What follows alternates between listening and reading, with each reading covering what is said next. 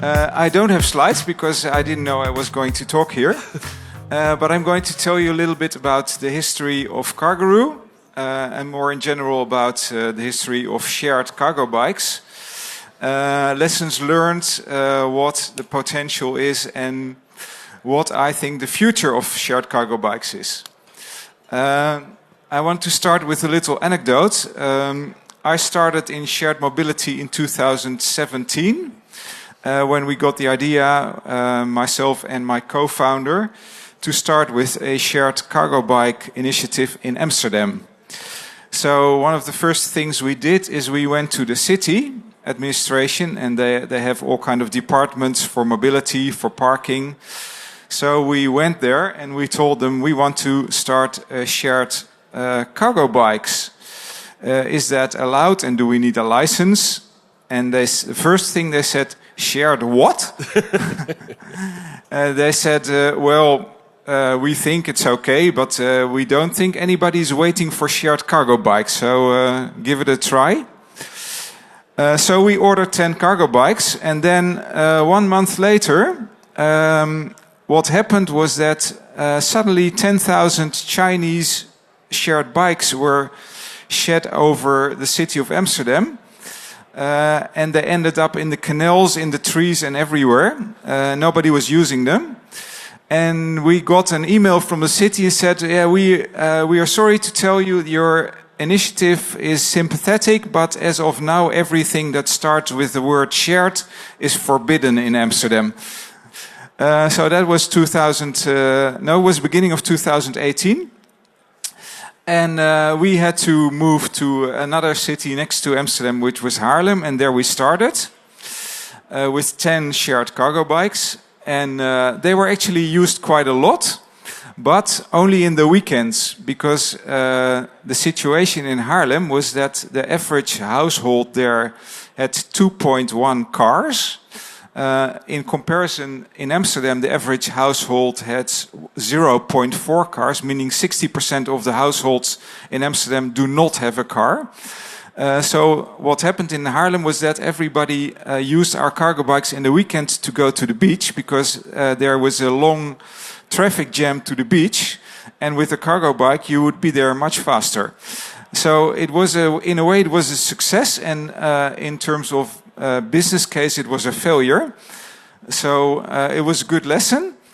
So one of the things you have to look at is what is your target group and what is your use case for people going to use the shared cargo bikes. And we found out that in the use case for cargo bikes is very much aligned to the practicality of using a car in the place where you are going to put them. So we started in The Hague after we launched in Haarlem. And The Hague was really a much better situation, because in The Hague, like in Amsterdam, it's very difficult to go around with a car. So there were many people who don't have a car, and it worked very well there.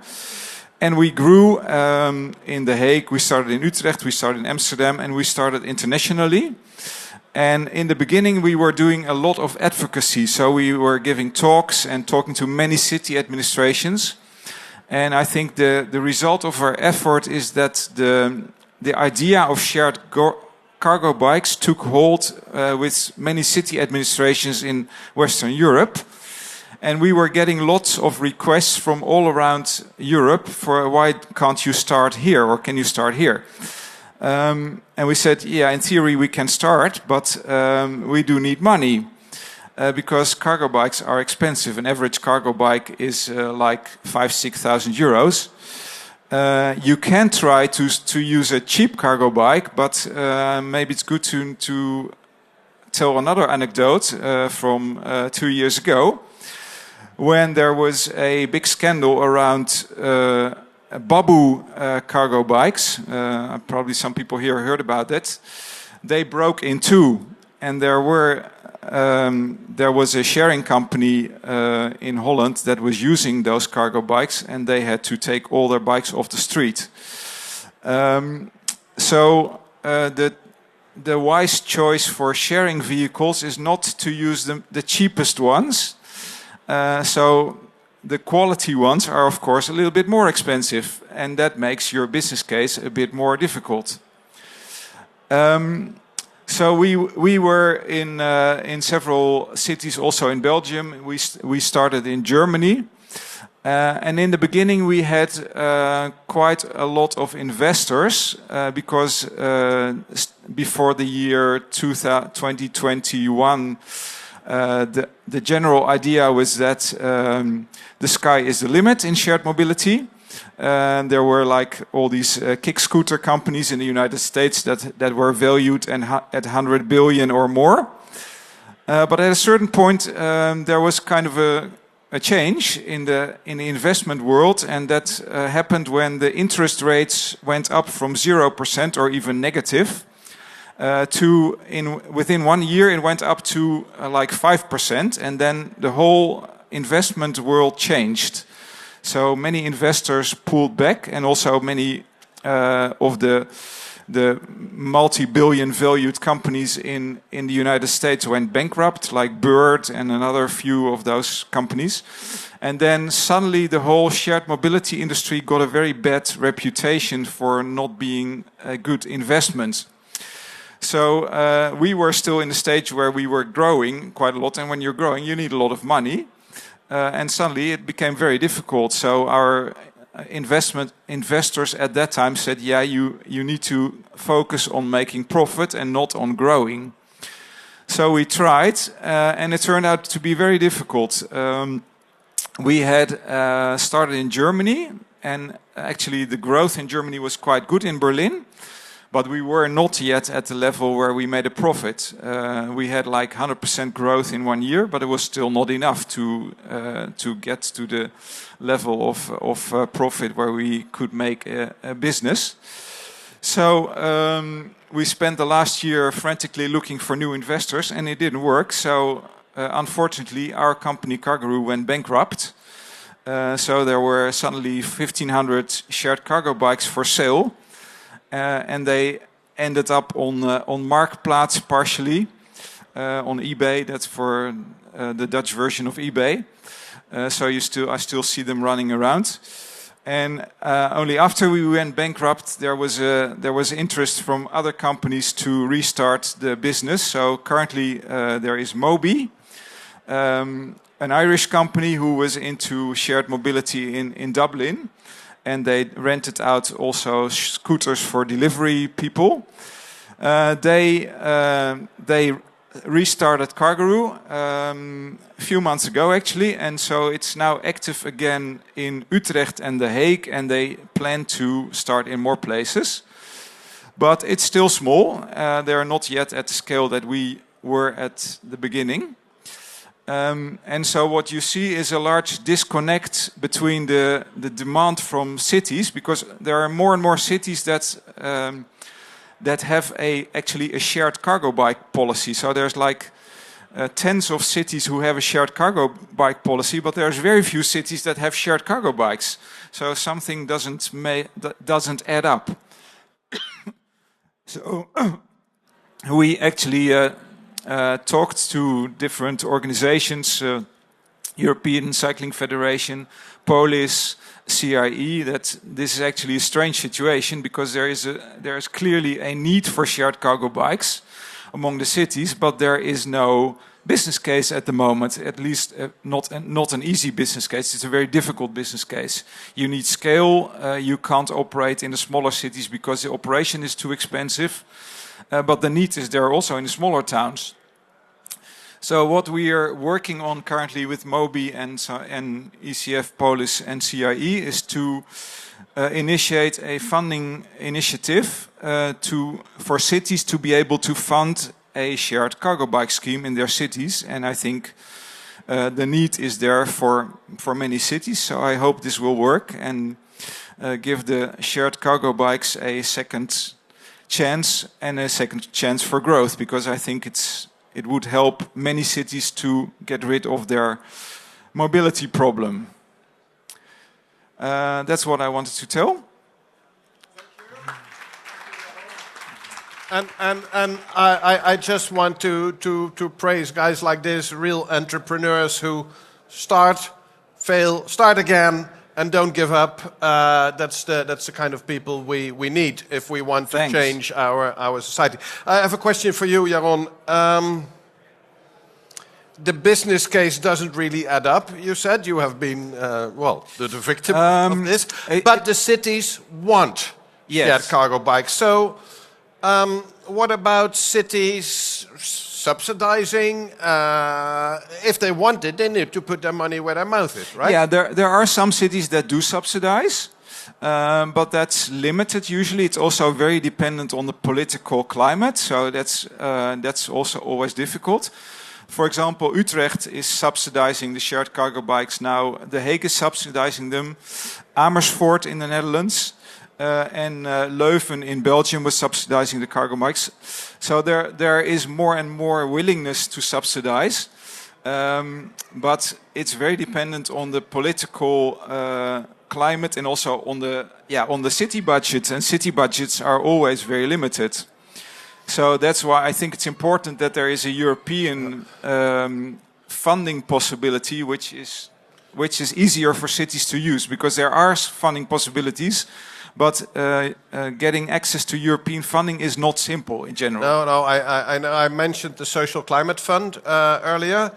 I think shared bike schemes are mentioned as one of the possible options to finance with money from the European Fund. But that means that the national government must include it in the plans that they will submit to Brussels to get that, get the possibility. So because the cities cannot directly... No, and I think there is also a situation in many countries where cities are more advanced in thinking about mobility than national governments.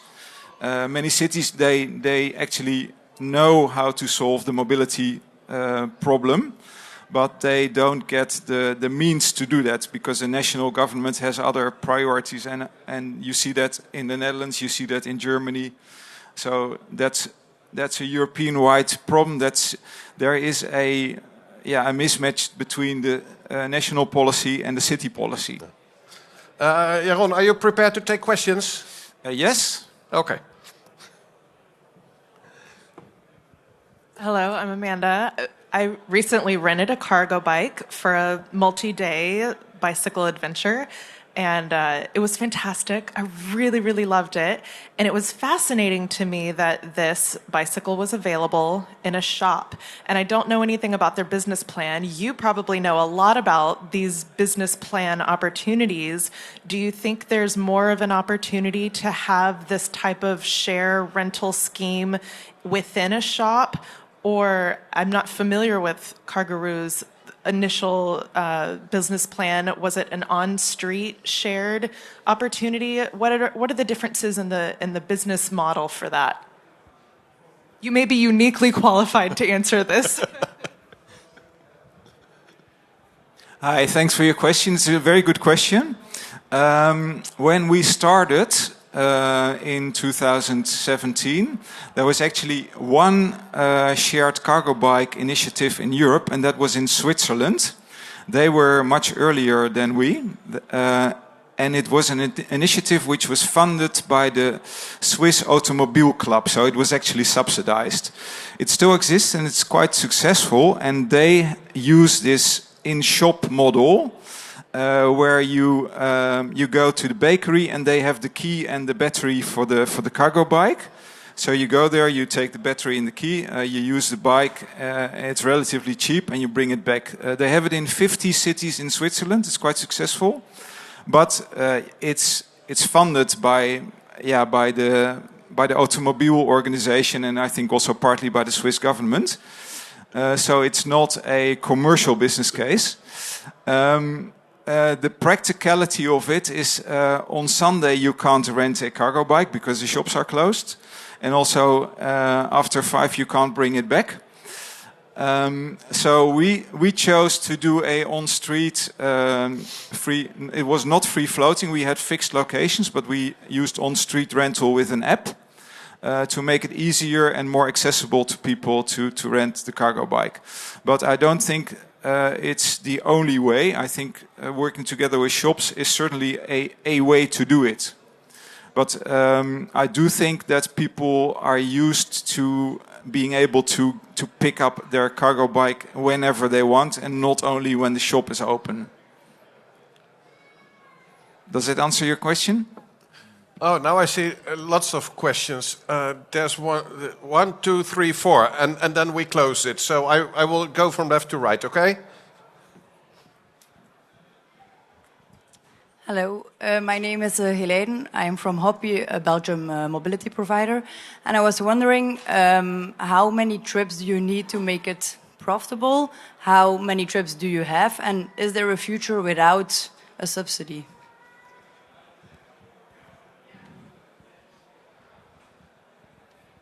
Hi. I think it's difficult to talk about trips because we used the fixed location model, which meant that you have to rent the bike at a certain location and you also have to bring it back at that same location. And the effect of that is that your trip tends to be longer because people use it to go to for example, for the football field. They keep the bike there and they bring it back. So your trip would be on average at least 2 to 3 hours. And then we needed around 12 euros of revenue per day.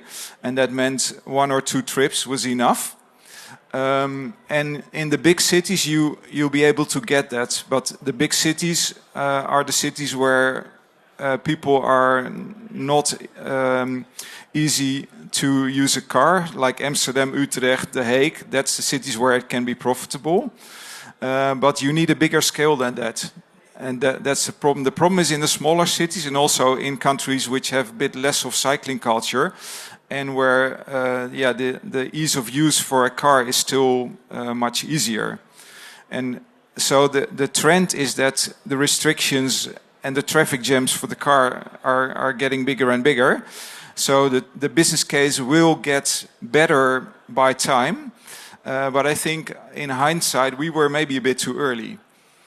So I think there will be more commercial independent possibilities. But I think from a political point of view, it's important actually to get that transition faster than by leaving it purely to the market, because then it will go too slow.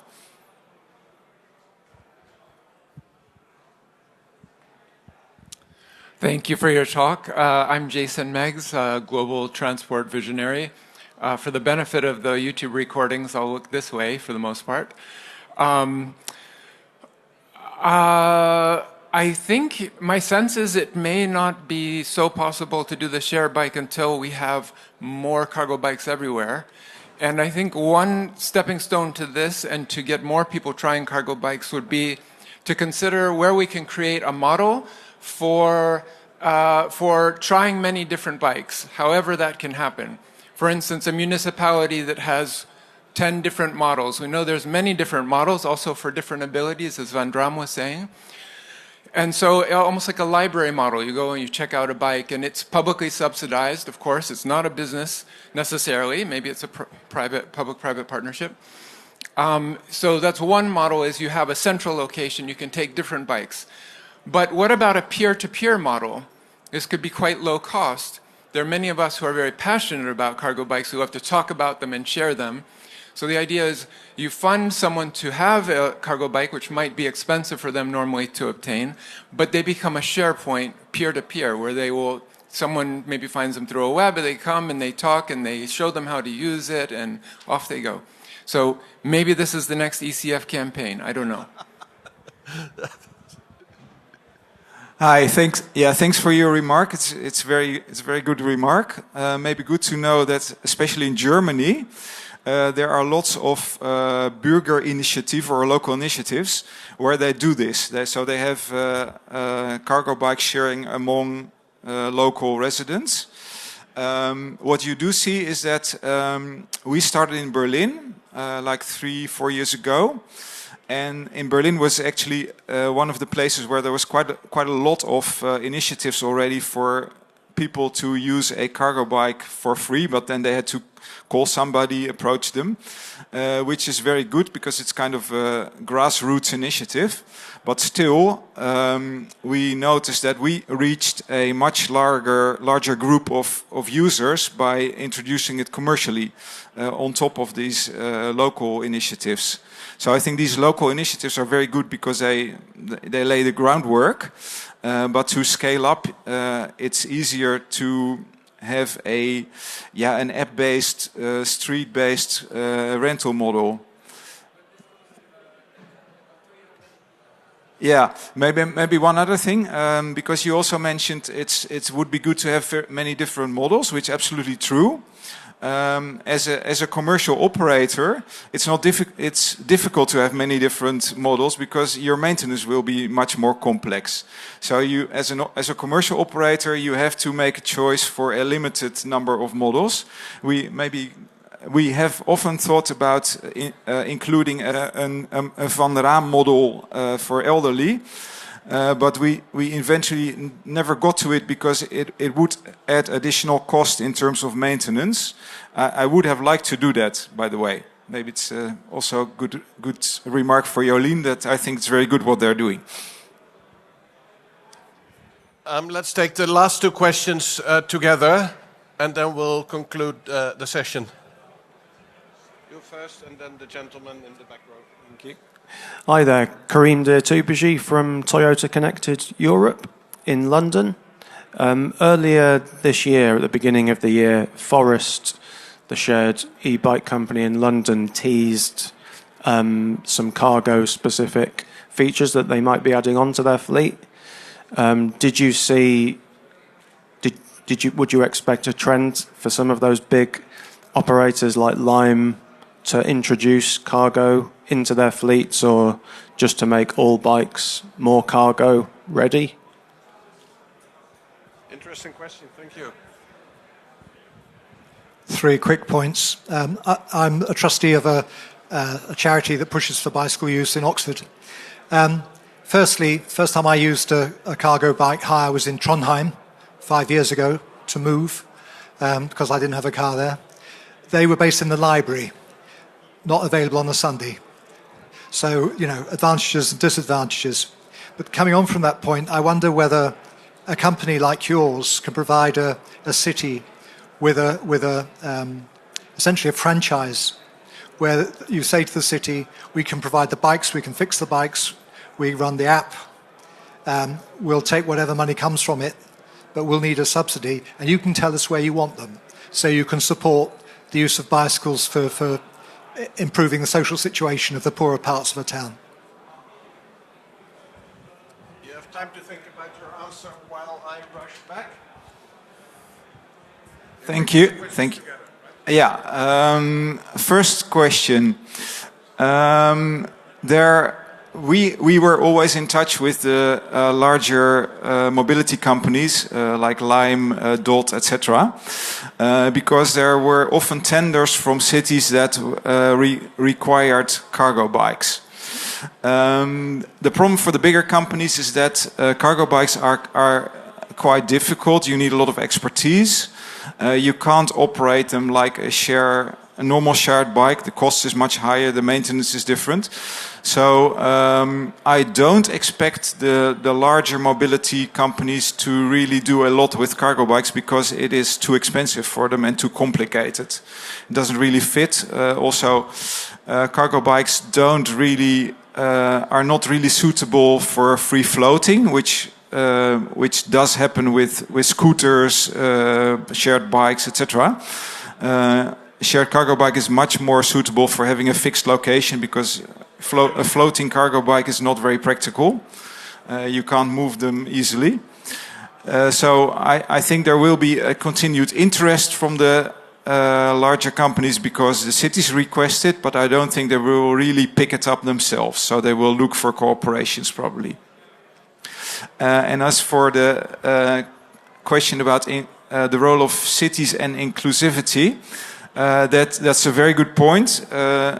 There's always a discussion with every city where we operated or where we were in touch. they said, yeah, we have a lot of requirements in terms of transportation poverty. There are always areas where there is not much cycling in general, and where we would like to have cargo bikes. And then, of course, our answer was, well, we'd be very happy to do that, but you understand that needs funding, so that's always a discussion of funding. In the city of Utrecht, MOBY is now putting cargo bikes, and there has been an agreement to put those bikes also in areas with lower social development. And the city of Utrecht is sponsoring that. So there are certain areas in Utrecht where you can rent a cargo bike for a very reduced fee.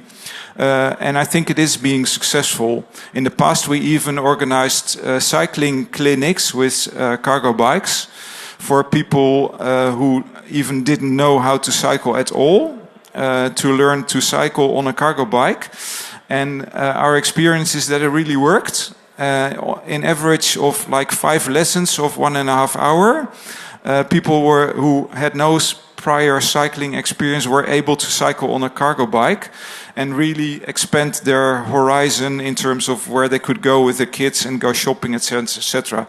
So I think it's very good to adapt to those social inclusion policies, but cities must realize that it does need a budget. Thank you very much, Jaron. Thank you for stepping in, and good luck with the relaunch of Cargoroo.